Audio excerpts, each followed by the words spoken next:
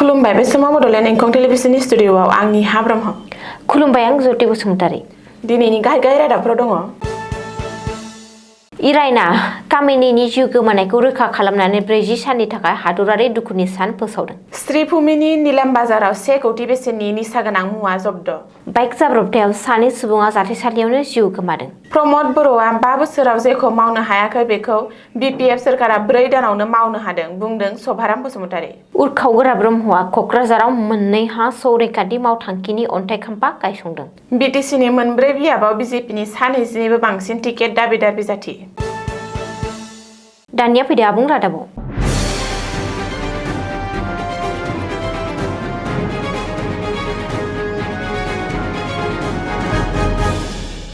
America आरो इजराइलनि गाग्लोबनायाव जिउ गोमाबाय इराननि सुप्रिम लिडार एबा जौसिन दैदेनगिरि आयातुल्लाह आली खामेनेइया।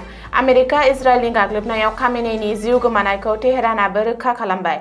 बेनि उनावनो खामेनेइनि जिउ गोमानायाव 40 साननि थाखाय हादरारि दुखुनि सान फोसावदों इराना। बेनि सिगां इजराइलनि गाहाय मन्थ्रि बेन्जामिन नेतान्याहुआ खामेनेइनि जिउ गोमानाय खौरांखौ फोसावदोंमोन। बेनि उनाव आमेरिकानि हादरगिरि डनाल्ड ट्राम्पआबो ससियेल मिडियायाव बे मोनसे खौरांखौनो फोसावदों।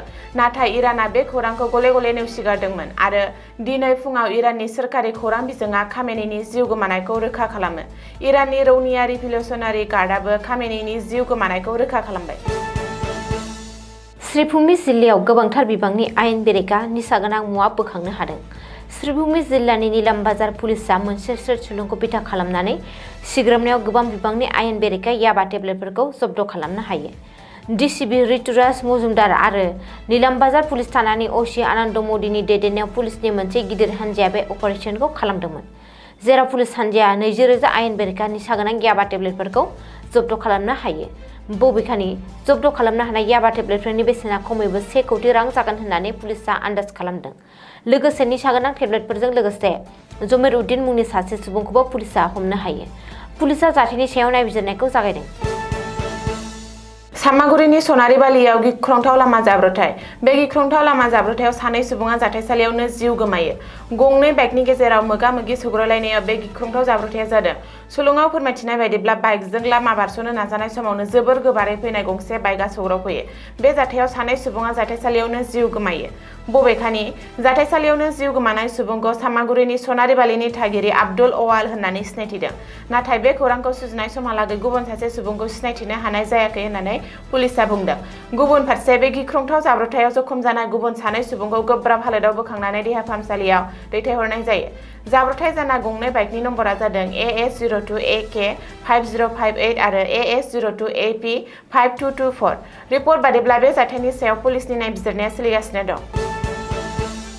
क'क्राझार जिल्ला गसाइगाव महकुमानि सिङाव थानाय 3 नं श्रीरामपुर बिटिसि LA बियाबनि सिङाव थानाय श्रीरामपुर गोजौ फरायसालिनि गेवलां गेलेग्रा फोथार सानसेनि हाबाफारि लानानै दिनै 3 नं श्रीरामपुर बियाबनि गोबां मुलाम्फागिरिफोरनो थांनाय बिटिसि बिसायख'थिनि सिगां रायजो राजाफोरखौ खोथा होनाय बायदियै दिनैबो बिटिसि सरकारनि बानजायनायाव मोन 5 गेरेन्टि आसनिनि गेजेरजों चेकजों लोगोसे हा पाट्टानि फोरमान बिलाइ राननानै होयो।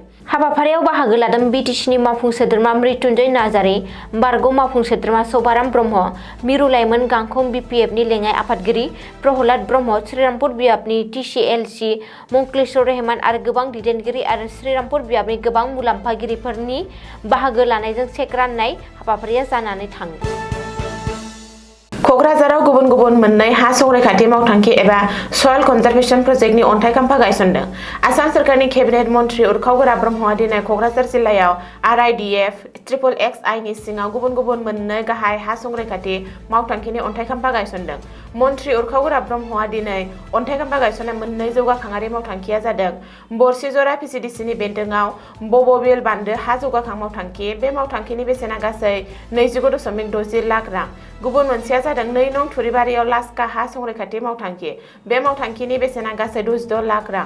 हा संरैखाथि मावथांखिनि अन्थाइ खाम्फा गायसननाय हाबाफारियाव मन्थ्रि उर्खावगोरा ब्रह्मआ बुङोदि बे मावथांखिफोरा बान्दो रैखाथिखौ गोख्रों खालामनाय, हा खुरखानायखौ होबथानाय, आबाद हाखौ रैखाथि होनाय आरो ओनसोलनि आबादारिफोरनि जिउ खुंनायाव हेफाजाब होगोन। 2022 नि बिधान सभा बिसायख'थिनि थाखाय बिजेपि पिपिएफनि गोरोबथाया रोखा जाबाय।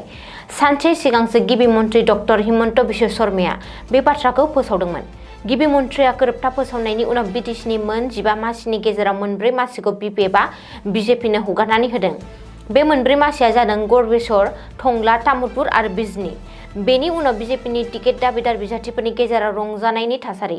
मिथिनो हानाय बायदिब्ला मोनब्रै मासियाव बिजेपिनि सा 20निबो बांसिन टिकेट दाबिदार बिजाथिफोर दं। बिसोरनि गेजेराव आसाम बिधान सभानि बुंथिगिरि बिश्वजित दैमारी, युथ बिजेपिनि दैदेनगिरि रातुल शर्मा, मानस सरनिया, मृदुल प्रतिम देखा, करण बाहादुर छेत्रीमोना गड़बेसर बियाबनि टिकेट दाबिदार। टंला बियाबाव दिगन्त बरुवा, बिकन चन्द्र डेका, करवेश्वर डेका, अर्पणा मेथि, जन्मनि साइकियाखौ लाना सा 8 टिकेट दाबिदार बिजाथि दं। बे समाव बिजेपिनि दखलाव थानाय बिजनी बियाबाव सिटिं एमएलए अजय कुमार रय, अरूप नाथ आरो बारग' इएम अरूप कुमार देआ टिकेट दाबिदार बिजाथि। तामुलपुर बियाबाव बिश्वजित दैमारी, बिटिसिनि एमसिएलए रेखारानी दास बर' आरो गुबुन बिजाथिफोरा टिकेटनि थाखाय दाबिदार। मख'नो गोनांदि बिटिसि बिसायख'थिनि उनाव बिधानसभा बिसायख'थियाव बिजेपि मित्र ज'टआ माबायदि दिन्थिफुङो बेखौ बयबो नेनानै दं। बिटिसि बिसायख'थियाव बिपि एबा इउपिपिएल आरो बिजेपिखौ फेजेननानै मोजाङै दिन्थिफुंदोंमोन। बेल' नङा, बिटिसिआव जायखिजाया दखलाव थायो, बिनि बिधानसभा बिसायख'थियाव गाहाय दिन्थिफुंनायनि लिगेसि बिटिसिआव दं। दिनैनि रादाबा एसेनोसै। गोजोन्थों। गोजोन्थों।